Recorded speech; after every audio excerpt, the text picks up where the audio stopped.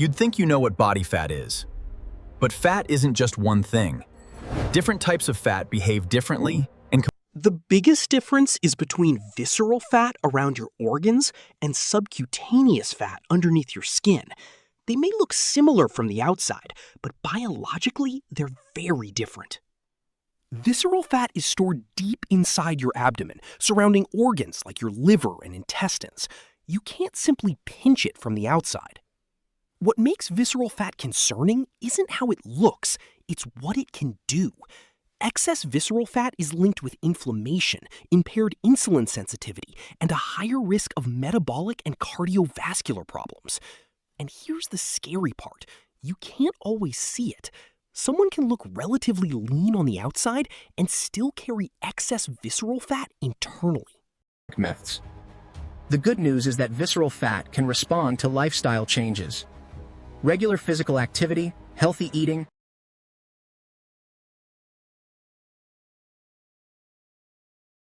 Next comes one of the most underrated exercises for shoulder health and spinal decompression, the dead hang. Then there's subcutaneous fat. This is the fat sitting directly underneath your skin. It's the fat you can see, touch, and pinch. Our final exercise targets both your upper and lower abs at the same time. Stay controlled, don't rush. Every repetition counts.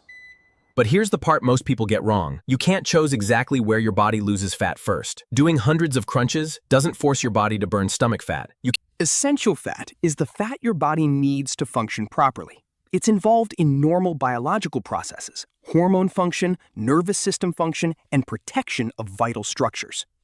White fat is the body's main energy storage system. When you consistently take in more energy than your body uses, excess energy can be stored here. Brown fat works differently. Instead of mainly storing energy, it can use energy to produce heat, especially when the body is exposed to cold.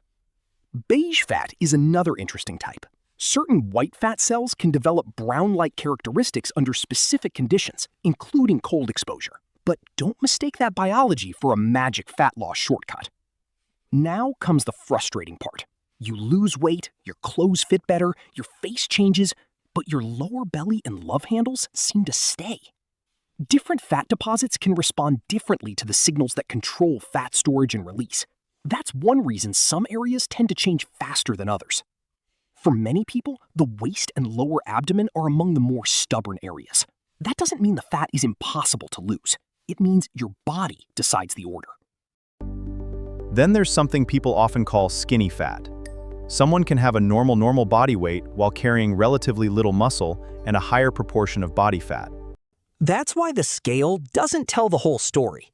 Body composition matters, and when muscle mass is low, resistance training becomes especially important. Where your body prefers to store fat is influenced by genetics, hormones, age, and sex. Two people can eat similarly and still store fat in very different places.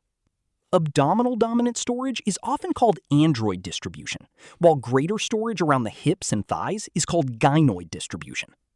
There's also lipedema, a medical condition involving abnormal fat distribution, most commonly affecting the legs. It isn't simply ordinary body fat, and proper medical evaluation is important. Then there are lipomas. These are benign lumps made largely of fatty tissue.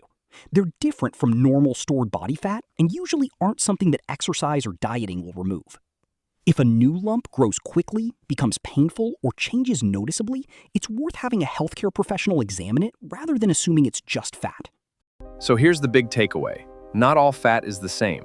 Where it sits matters, how it behaves matters, and your body decides where fat is stored and where it comes off first. Forget the miracle exercises and quick fixes. Focus on regular movement, resistance training, and consistency. Understand your body first, and then train smarter.